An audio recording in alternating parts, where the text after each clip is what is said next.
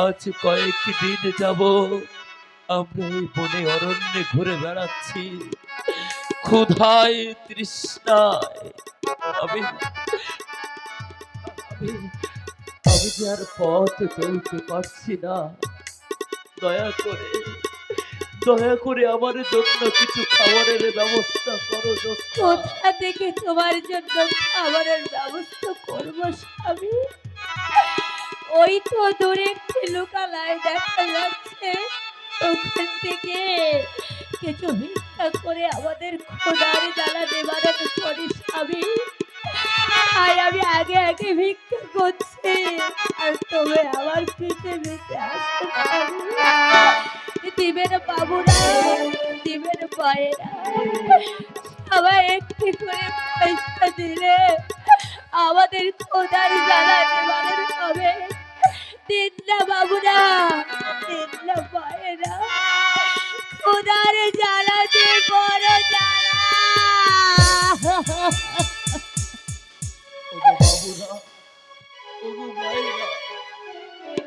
আমাদের কিছু ভিক্ষে দাও না গো বাবুরা।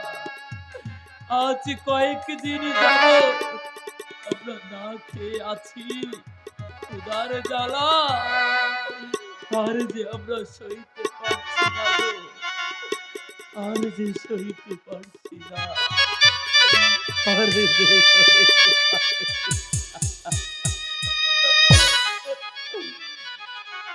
ও পথিক ভাই,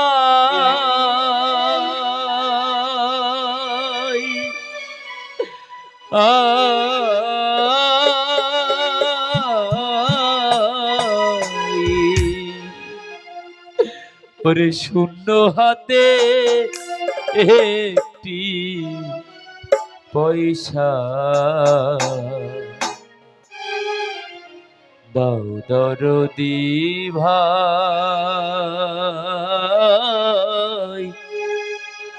দাও দরদি ভাই। ও পথিক ভাই,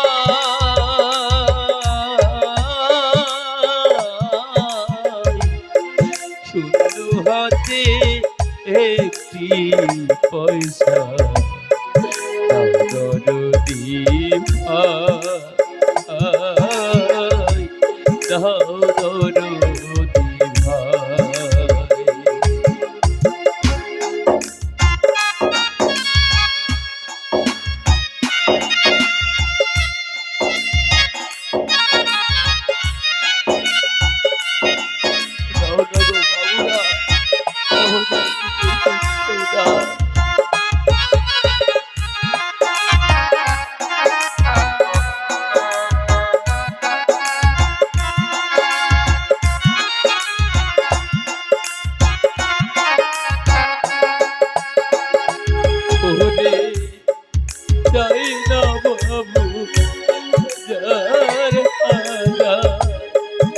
আমরা কাগাল জগৎ মাতা চাই না বাবু হাজার হাজার, আমরা কাগাল জগৎ মাতা রাস্তায় রাস্তায় ঘুইরা বেড়াই,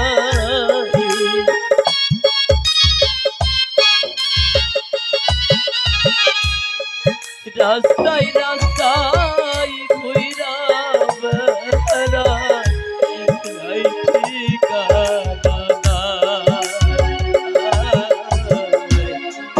শূন্য হাতে একটি পয়সা দাও দরদি ভাই, দাও আমার ভাগ্য বড় আজব জাদু আমার ভাগ্য বড় আজব জাদু এক পলকে শূন্য করে এক পলকে শূন্য করে দিল সাধের ঘর বড়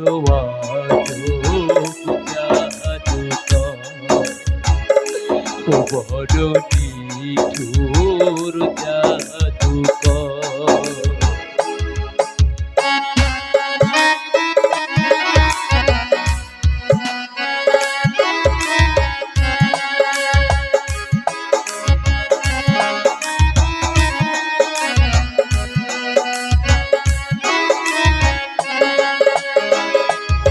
আমি তিলে তিলে গড়েছিলাম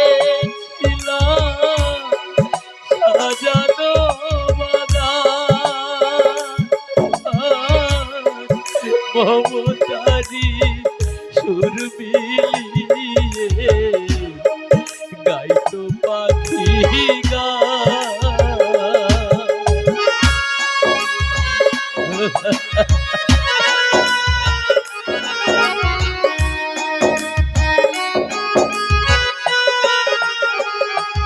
আমি তিলে তিলে গড়েছিলাম সাজানো বাগান মমতারি সুর মিলিয়ে গাইতো পাখি গান সুখ পাখি আজ গেল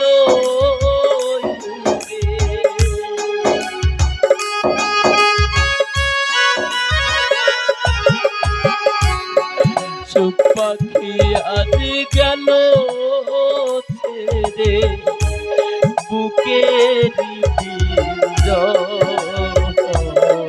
বড় আজব জাদুকর ও বড় নিঠুর জাদুকর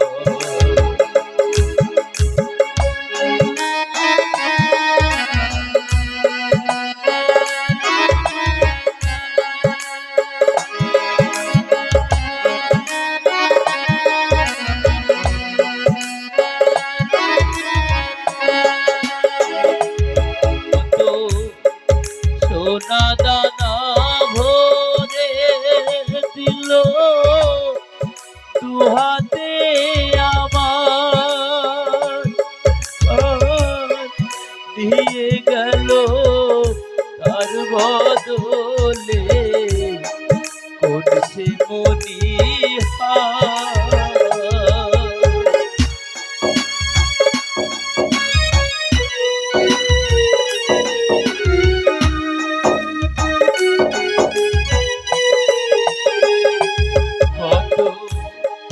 সোনা দানা ভরে দিল দুহাতে আমার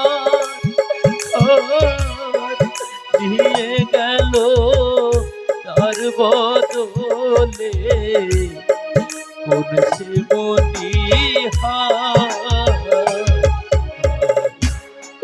কেন্দে কি আর সুখ পাবে রে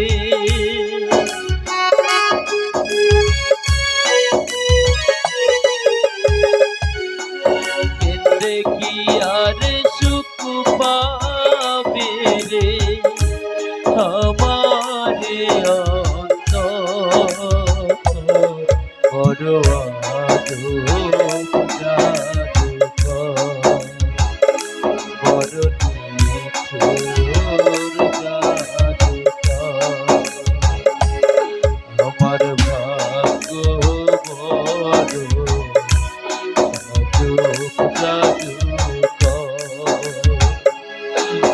আমার ভাগ্য বড় আজ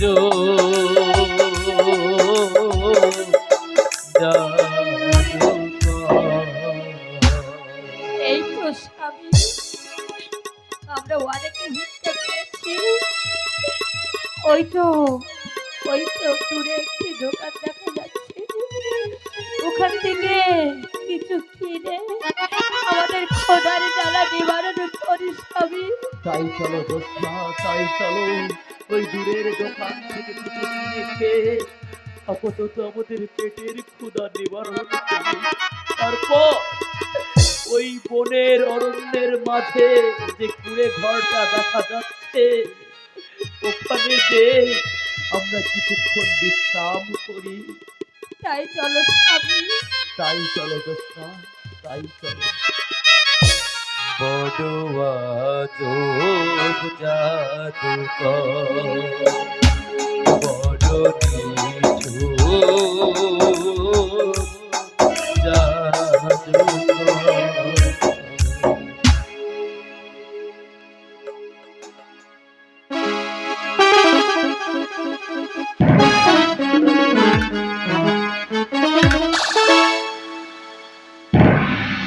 এই যে সেই সুন্দর বন, এই বনটা আমি দণ্ড করে ফেলব।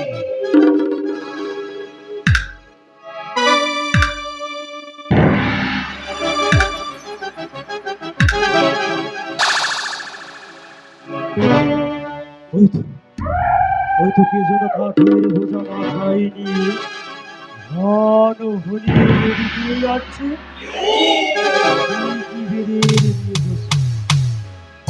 পালাবে কোথায় সুন্দরী জ্যোৎস্না ভাই?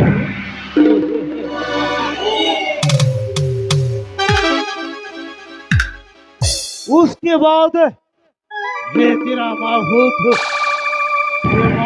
তোমার দিকে হাত বাড়িয়েছে, তাই তুমি কাল নাকে নিয়ে মরণ খেলায় মেতে উঠেছে।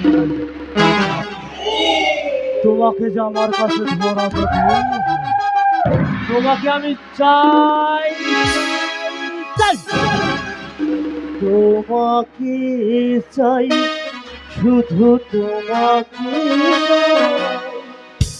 আর কিছু জীবনে পাইবা না পাই। তোমাকে চাই, শুধু তোমাকে আর কিছু জীবনে পাইবা না পাই।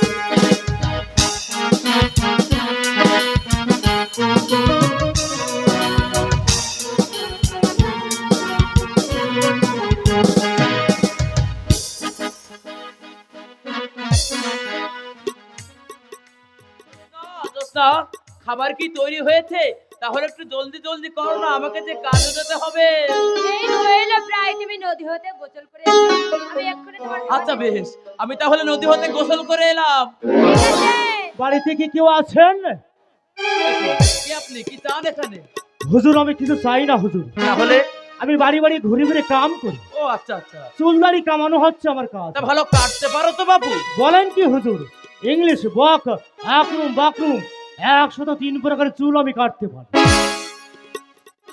এছাড়া রাজকীয় ভাষায় চুল আমি কাটতে পারি। বলুন কোনটি কাটবো? আপনি এক কাজ করুন, আপনি আমায় রাজকীয় কাটিং এর চুল কেটে দিন। তাই কাটছে হুজুর। স্বামী, আমি আর কলসি পানি নিয়ে আসছি। দোস্তা কিছুক্ষণ অপেক্ষা করো, আমার চুল কাটা হয়ে গেলে দুজনে একসঙ্গে যাবো নদীতে গোসল করতে।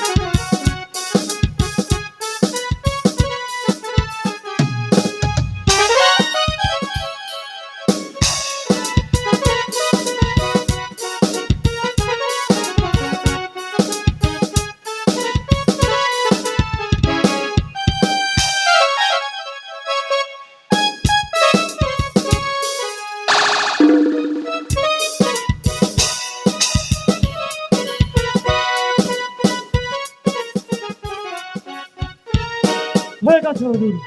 তা বলছিলাম বেগম সাহেবের দেখছি হাতের নখ অনেক খালি লম্বা হয়ে গেছে, কাটবেন নাকি? আজার ভাই, আপনি কাল আসুন, কাল এসে বেগম সাহেবের নখ কেটে দিয়ে যাবেন। এই নিন আপনার বকশিস। না না হুজুর, বকশিস লাগবে। কেন লাগবে না? এটা আমার উস্তাদের আদেশ। ও আচ্ছা আমি যেখানে ঢুকবো সেখান থেকে কোনো পয়সা দিতে পারবো। আচ্ছা, কাল যখন আপনি আসবেন একেবারে বেগম সাহেবের নখ কেটে 2 দিনের বকশিসটা নিয়ে যাবেন, কেমন? তাই হবে হুজুর, এখন আমি আসি। হ্যাঁ, আপনি এখন আসুন।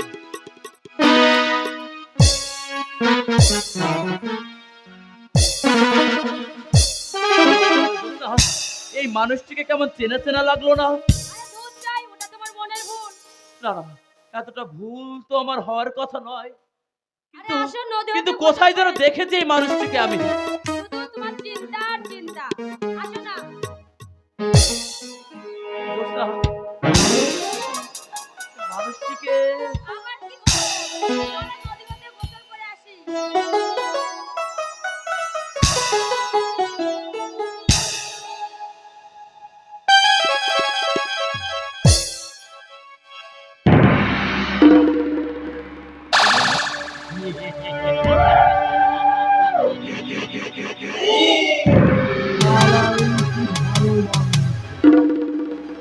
আমাকে আরো চিনবার ভালো, আরো চিনবেই বা কি করি? এই জমিদার সাহেব পর্যন্ত আমাকে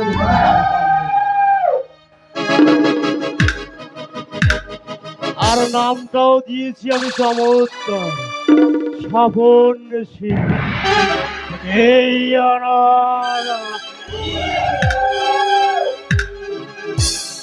তোরা দুজন আমাকে না চিনবার পারল, তোদের দুজন যে আমি চিনবার একটু ভুল। তাইলে লোক কাটবার যাই, জমিদার সাহেবকে ভালোভাবে বুঝি। ওই লোকটাকে নিয়ে আমি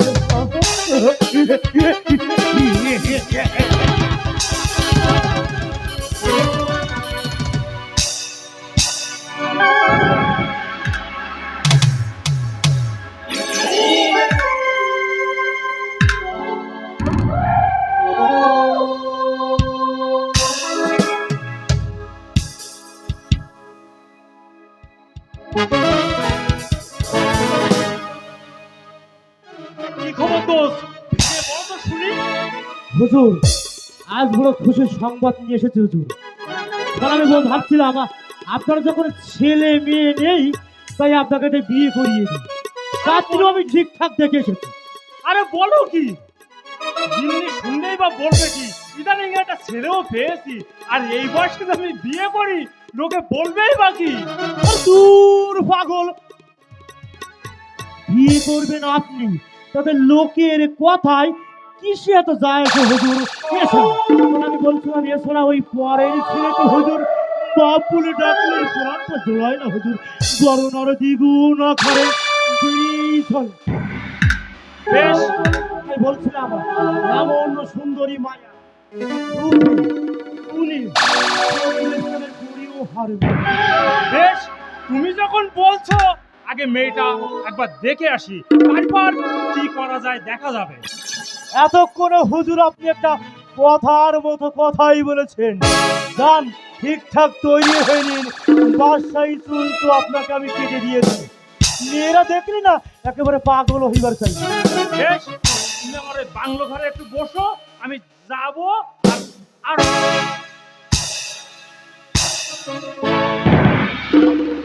ঔষধ, ঔষধ সবে মাত্র ধীরে ধীরে কাজে লেগেছে। কিন্তু জমিদার, তোমাকে দিয়ে আমি এই কাজটা মাত্র হাসিল করে নিচ্ছি।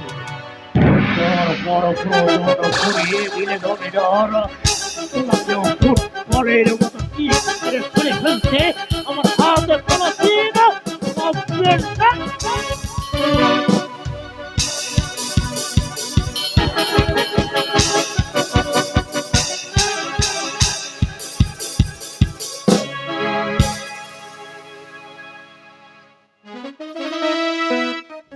এত বড় একটা দ্বীপে পড়ে থাকতে কি কিছুতেই যে আমার মন চাইছে না।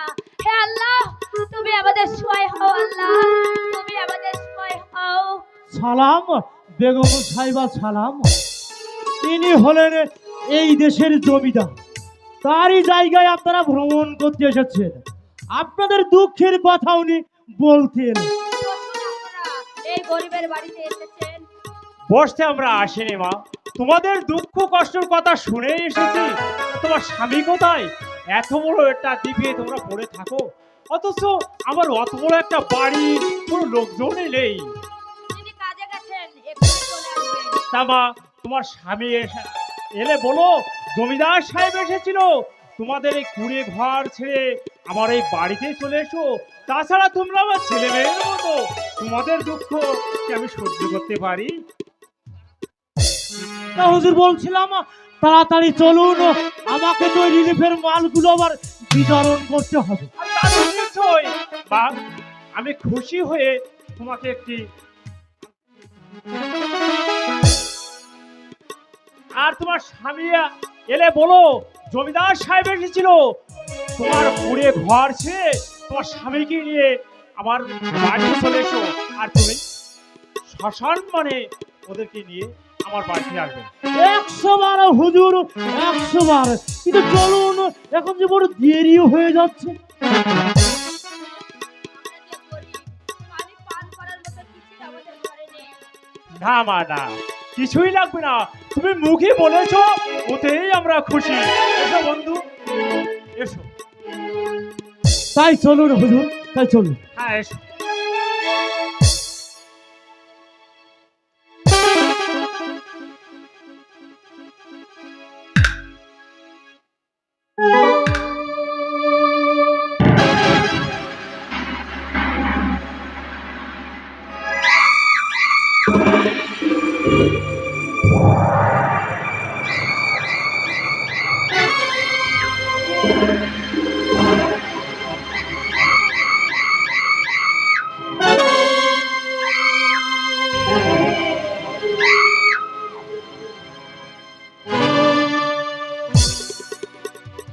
এই লোকটাকে যেন কেমন চেনা চেনা লাগছে।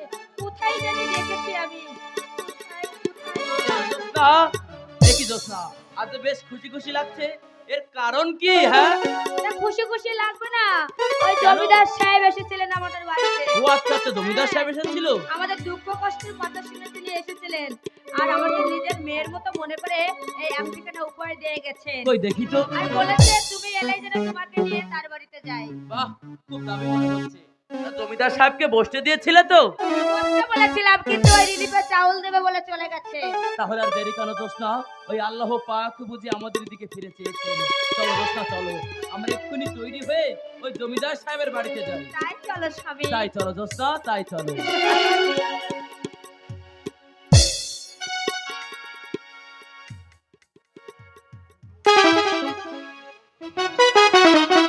হুজুর দেখলেন তো কি কৌশলে কাজটা আমি হাসিল করলাম। কিন্তু সাবধান, কাক বকিও দুটির না। যতই কথা বলো না কেন, ওই জোৎস্নাকে আমি চাই। ছুরিটা আমার পাগল করে দিয়েছে। এগুলো বলবে, এই জোৎস্নাকে আমি চাই। আরে হুজুর, আপনার জিয়ার লাইগাই তো আমি এত কিছু করছি হুজুর। হুজুর, আমি আপনার জন্য আমি আমার জীবনটা কুরবানিও দিতে পারি। কিন্তু খাস কথা হইল কি, ওই জোৎস্নারে যদি আপনি পাইবার চান, তাহলে ওর স্বামীরই আগে ভগলপুরে পাঠাতে হবে। হ্যাঁ, ঠিক বলেছো। কিভাবে ওর স্বামীকে, কিভাবে